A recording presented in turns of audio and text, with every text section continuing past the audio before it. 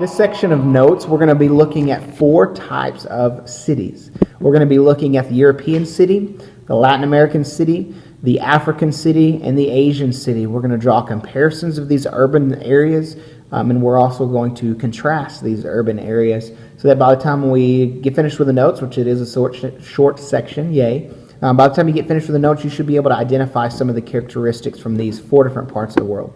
Comparative urbanization. We're going to compare different types of cities from different continents, the best we can in broad terms.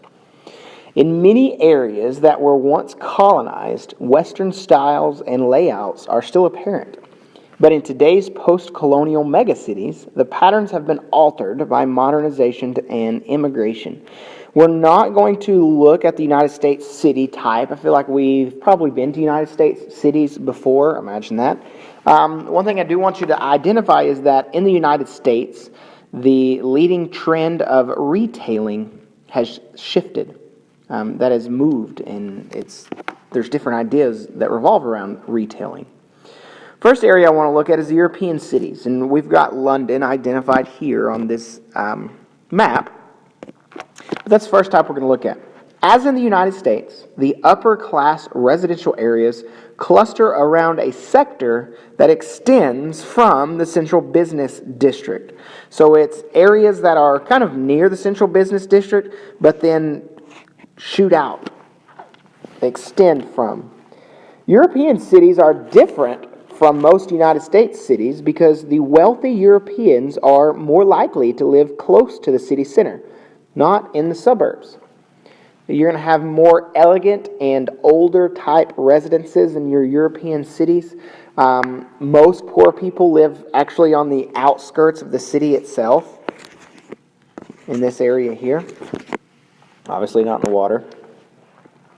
Those with the factory type jobs live near those districts. And remember, from the very beginning of the urbanization unit, we talked about how in a lot of European cities you had districts, and industrial cities per se had districts where there were specific companies. And so factory type workers are going to live in the factory type district.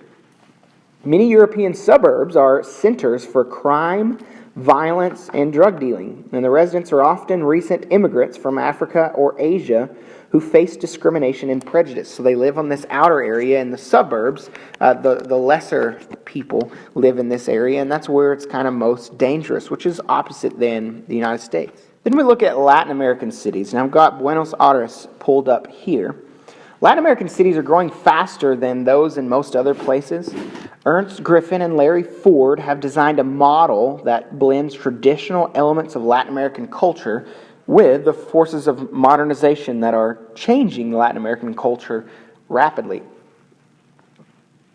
The Central Business District is the main focus of business, employment, and entertainment.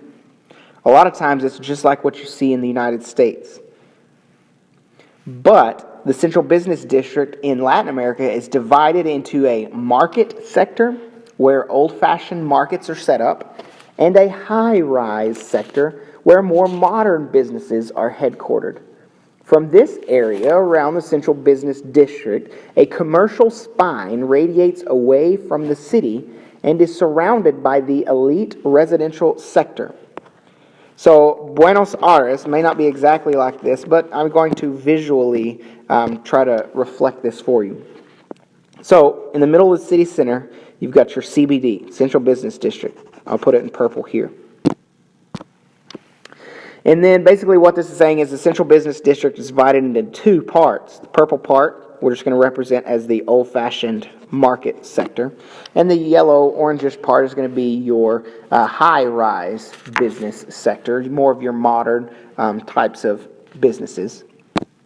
And then from that, I'm going to take it with white.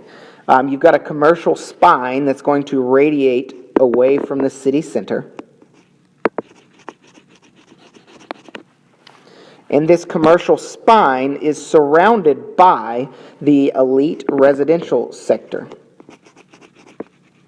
So the elite people living in this area around that corridor. And in this corridor, you're going to have your upper-end restaurants, theaters, golf courses, parks, those sorts of things, which typically leads to a mall or to an edge city out here. The remaining concentric zones are residential areas for the poor and the middle classes. Socioeconomic levels and housing quality decrease as distance from the city center increases. So the further away from the city center that you get, the worse and worse the houses are going to get, and the worse and worse the people's situation is going to get. Closer in are the middle classes, who form a zone of maturity. Closer into that CBD, where they generally maintain their homes with well enough to keep them from deteriorating. They are ringed, and I'm going to do this in white. They are ringed in what is known as a zone in situ accretion, and I've got that spelled for you here. But this zone in situ accretion is going to be out here.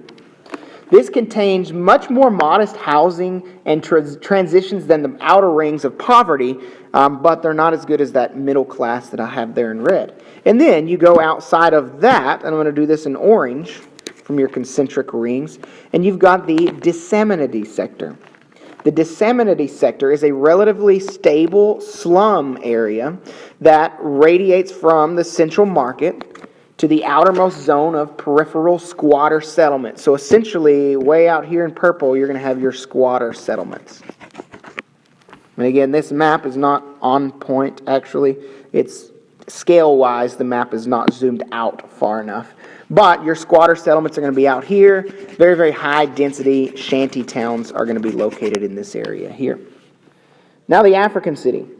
Cities in Africa are shaped by the fact that many are located in the periphery of the world system model of Wallerstein's.